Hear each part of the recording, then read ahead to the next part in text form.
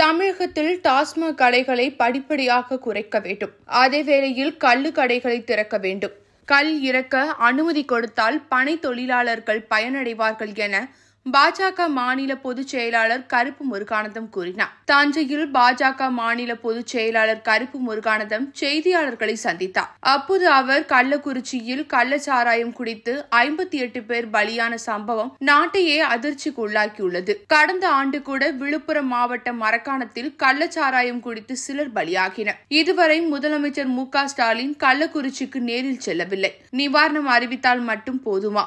இறந்தவர்கள் திரும்பி வரப்போவதில்லை. நிவாரணம் என்பது கண் துடைப்புதான். மக்கள் போராடக்கூடாது என்பதற்காகவே நிவாரணத்தை அறிவித்துள்ளனர்.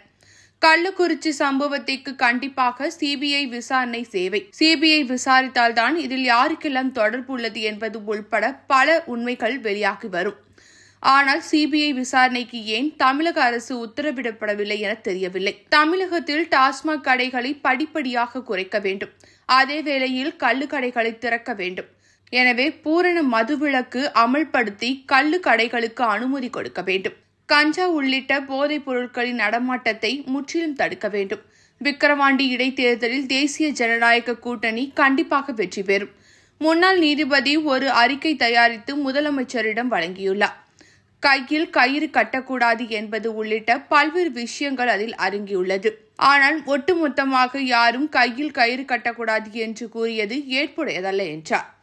பக்கத்துல போய் பாத்தீங்கன்னா ஆயக்கரம்பலங்கிற ஒரு கிராமத்துல அரசாங்க பள்ளிக்கூடத்துல வரிசையா போட்டு வச்சிருக்காங்க. நீட் தேர்வுல தேர்ச்சி பெற்ற மாணவர்கள் அப்படின்னு சொல்லி அவங்களுக்கு டாக்டர் சீட்டு கிடைச்சிருக்கு. சாதாரண அரசு பள்ளியில படிக்கக்கூடிய மாணவர்களுக்கு அந்த மாதிரி ஒரு வாய்ப்பை ஏற்படுத்தி கொடுத்திருக்கு நீட்.